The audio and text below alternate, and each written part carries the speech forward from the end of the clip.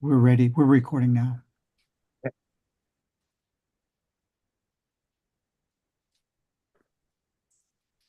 Great. We'll just give a few minutes for for the public to join this public hearing.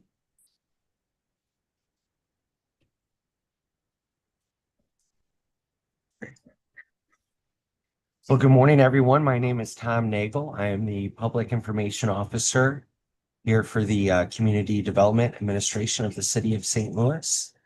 And we are joined by CDA staff. I'll let them introduce themselves, starting with Karen. Hello, my name is Karen Hutchins. I am the program manager for our HOME-ARP program, and would like to say thank you for tuning in. And Stephanie Christian.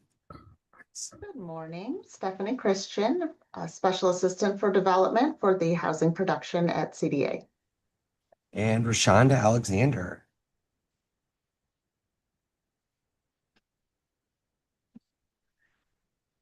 Rashonda is our Director of Compliance joining us. So we do have some public in the room, so we can start this public hearing. I will begin by sharing my screen.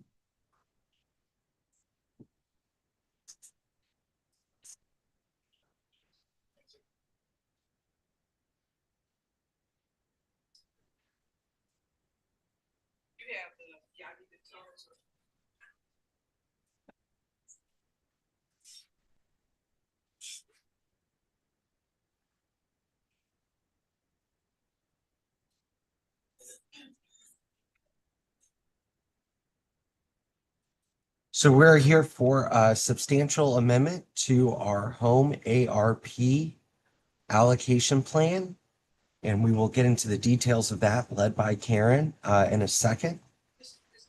First, about the Community Development Administration, we are the clearinghouse or hub of federal, state, and local funds for the City of St. Louis, the city's primary grant-making department, responsible for the Community Development Block Grant, HOME-ARP, ARPA funds, and various other funding, designing grant programs, but also managing those application periods, scoring and rating applicants, and then monitoring grant programs for federal compliance to make sure that all the amazing partners in the city of St. Louis building affordable housing and providing social services, neighborhood development, you name it, working with them to make sure these funds are spent on great projects, and every fund benefits the St. Louis community and is in compliance with our federal partners, with HUD and the Treasury, EPA, et cetera, so we can continue bringing federal funds to the city of St. Louis to do awesome neighborhood development projects. And with that, I will pass it to Karen, who will take us through today's substantial amendment to our HOME-ARP allocation plan. Well, thank you, Tom. I will start with our HOME-ARP timeline. Back in September 2021, St. Louis City CDA department received $10,635,523 in funds from our federal HUD program, HOME-ARP. In the spring and fall of 2022, we conducted a community engagement survey where excellent feedback and information to determine the needs and gaps analysis for our city's housing program. In the winter and spring of 2022 and 2023, we drafted the required allocation plan in order to receive the HOME ARP funds. In January 2023, we had a public hearing and comment period, and the HUD approved the plan. By February 2024, our first round NOFA was released, and we were so excited about that. We have been soliciting and receiving community stakeholder feedback ever since the program has been initiated. In November 2024, we had a substantial amendment, and a substantial amendment is required anytime we make a change to our initial allocation plan. And so we made that change in November 2024. In March of 2025, we had a second round NOFA release. And today we're here because we have an additional substantial amendment because we are responding to our tornado housing crisis. Next slide.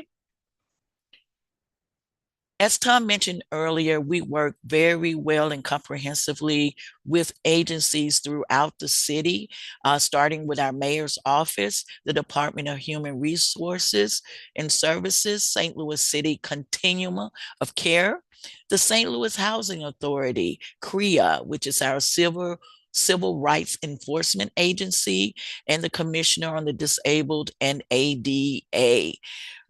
The Metropolitan St. Louis Equal Housing Opportunity Council, called EHOC, the Women's Safe House, Paraquad, Gateway Housing First, Horizon Housing, and St. Louis ARC are all stakeholders and partners that we consulted with during our home ARP allocation plan process. Tom? Next slide. Home ARP is specifically funding set aside for what we call qualifying populations. That qualifying populations identified in our CFR 24 91.5 includes homeless, at risk of homelessness, fleeing or attempting to flee, including domestic violence, dating violence, sexual assaults, and stalking, and also human trafficking, as it is outlined in the Trafficking Victims Protection Act of 2000. Other populations requiring services or housing assistance to prevent homelessness are also included in this qualifying population. And these are persons who are at great risk of housing instability. Eligible uses for our home ARP program: production or preservation of affordability or affordable housing, tenant-based rental assistance, supportive services, which include rental assistance, which we are here today, the purpose for today, purchase and development of non-congregate housing shelters. Next slide.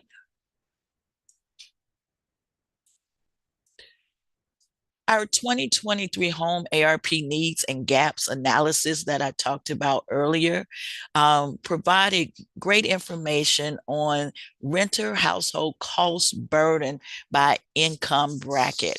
What cost burden simply means is that homeowners or renters are cost burden because they're spending over 30% of their income on housing. And so this is determined by what we call AMI, which stands for Area Median Income. And as you can see, the number of renter households that were surveyed, 77,630. And of those, that number, 48.1% was cost burden. And that's a huge number in terms of the needs and gaps in our housing affordability. Next slide. The home ARP allocation plan specifically focused on providing permanent supportive housing. So some of the examples of that are scattered sites. This is important because you don't want a high concentration of low income persons in one place. So scattered sites provide opportunities for low to moderate income households to be integrated into the community.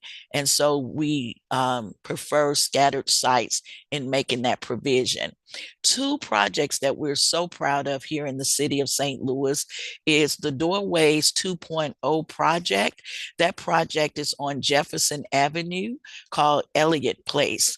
It opened in 2022, October of 2022, and the project was a $35 million project, and the campus is just beautiful, providing housing services as well as supportive services.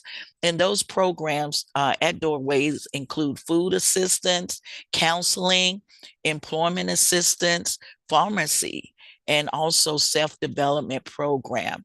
Another program that we were really excited about was the Veterans Community Project here in the city, located on Grand Boulevard. It included 50 tiny homes with one-to-one support and outreach services. Veterans Community of St. Louis is a nonprofit organization that was responsible for making sure that these veterans had a place to stay. It is a 4-acre campus in the Jeff Vander Lou neighborhood, and it includes a 3,000 square foot village center. There is a kitchen, a wellness program, and classrooms that support this tiny home community, providing housing for our veterans. So as you can see on the slide, there is a huge spectrum of housing, from providing housing from the homeless to market housing. And so we here at CDA have been committed through the HOME-ARP and other programs to provide permanent supportive housing in the city of St. Louis. Next slide. Our HOME-ARP allocation plan HUD approved budget was a total of $10,635,523, as we stated earlier. Of that amount, 36.4% is being utilized for rental assistance or set aside for rental assistance, 47.7% for development of affordable renting housing units, and then additional 6.8% used for supportive services. Next slide. So as I've stated before, we have been actively submitting or soliciting partners to help us spend this $9.6 million. So in 2024, we issued a NOFA, and its focus was on permanent supportive housing and supportive services. That NOFA was released January 29, 2024, and the application deadline was April 30th, 2024. Next slide. In 2025, we released a second NOFA. This amount was $4,896,191, and this NOFA was focusing on permanent supportive housing, transitional housing, non-congregate shelters, and supportive services. This NOFA was released March 14th, 2025, and the application deadline was July 14th, 2025. Next slide. So today we are here to discuss the proposed amendments to the HOME-ARP allocation plan. And as you can see the QR code and the link that is there on your screen, if you would like a copy of that allocation plan, amended draft November 2025, you can access that and print that off for your own personal use. And you can also follow along as we identify the changes or the proposed amendments we are making to the allocation plan. Next slide. So first, on page 5, we added to the overview section that we are including rental assistance to support our May 16th tornado victims. And so the language is described there next to that section, page 5. You can find that added language on page 5. Public hearing date was also added. And of course, that is today's date. So we had to add that to the public participation process section found on page 16. We also conducted a land survey of vacant units as a result of the tornado, because we wanted to provide housing for those who were displaced in the tornado and be able to provide affordable housing. And we added that language on page 31. Next slide. Supportive services was also added to include rental assistance, which is an eligible HOME-ARP use, and we find that addition on page 38. Additional funding was also added to supportive services for rental assistance. As I mentioned before, 36.4% of the total grant funding is now set aside for supportive services for rental assistance. Additional funding of 6.8% was also added for supportive services. And again, you can find that amendment on page 39. Next slide.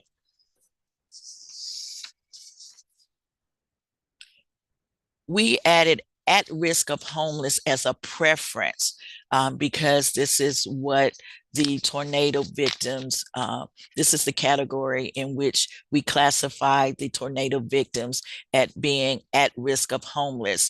We found that many are still staying in substandard housing because they have nowhere to go. And we added that language on page 39. We also added a description on page 40 of how CDA will distribute the funds in accordance with the priority needs for this at-risk population. And on page 44, we also added that we are providing services for over 5,000 tornado victims that was impacted May 16th. And you can find that again on page 44. Next slide. So we, in 2024, after we issued the NOFA, we received or granted awards for Jubilee CDC, Freedom Living, Assisi House, and Source 2.0.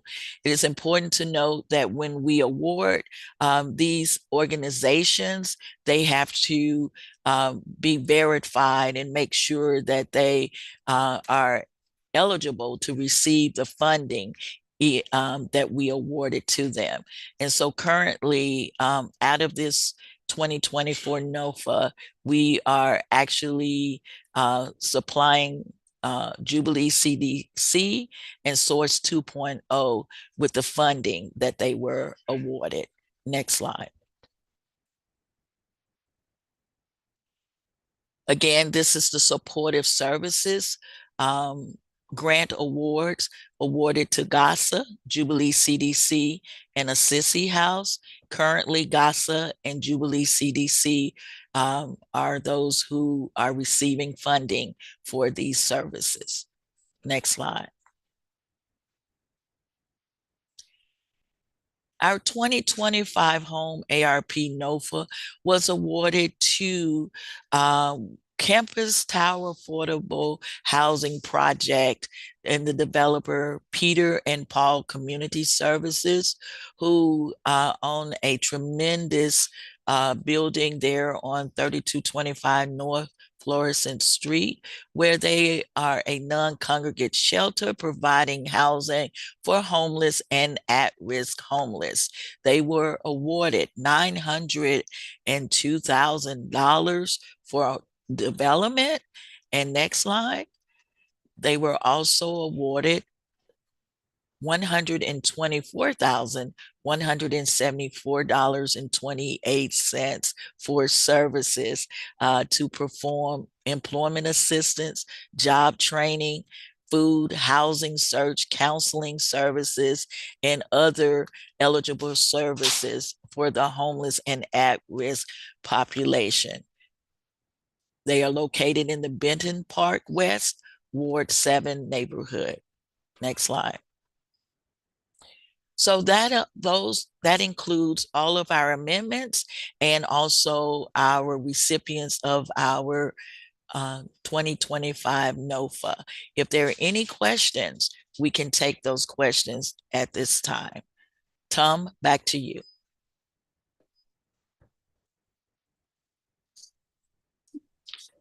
Thank you, Karen, and great job.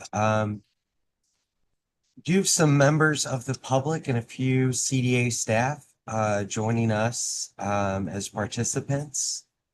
So if anyone has any questions, go ahead and you can either raise your hand and we'll bring you in live, or we have the chat open to everyone, and go ahead and just type your questions in and we can take your comments.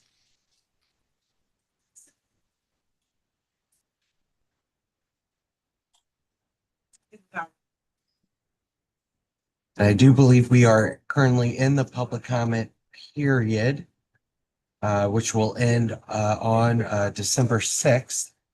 So 30 days of public comment. You can write your comments as is typical with CDA substantial amendments to cdbg@stlewis-mo.gov. And we can take your comments in writing, or this is the public's opportunity to raise your hand and interact directly with CDA staff to ask your questions and provide your feedback. We operate based on the feedback of the residents we serve and the stakeholders that we impact, and the partners that we work with to do great work for and with and in the city of St. Louis.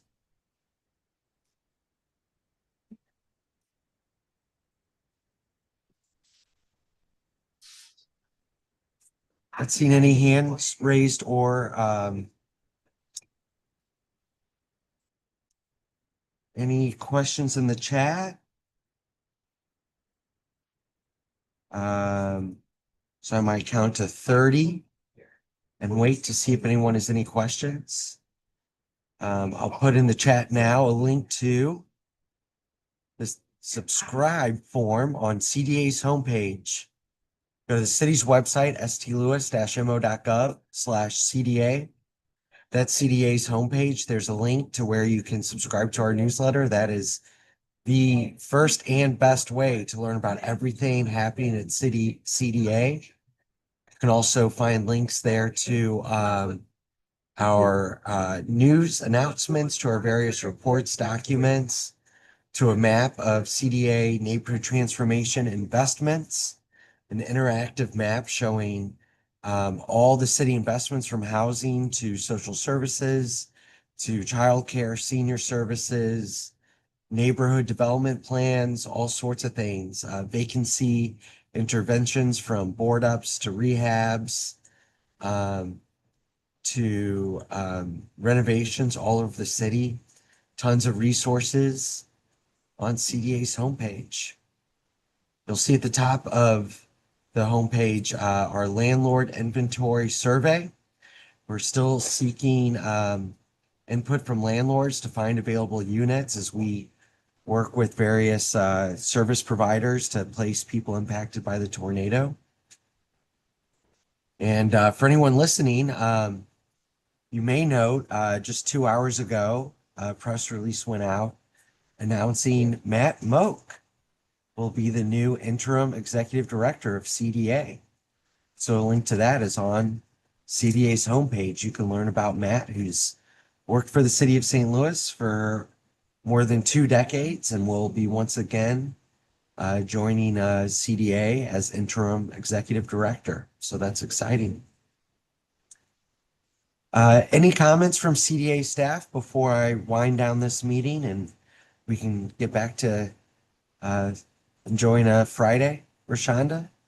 Just want to say great job, Karen, and thank you, Tom. Thank you, Rashonda. Great. Stephanie? I was just going to echo the same. Thank you and great job. Thank you, Stephanie. Great. And as always, thank you, STL TV. Thank you, Jerry, for facilitating this and all of CDA's public hearings and all of the city's public hearings, helping make all this technology run very smoothly for us. Thank you so much, STL TV. Thanks, Jerry. You're welcome. Okay.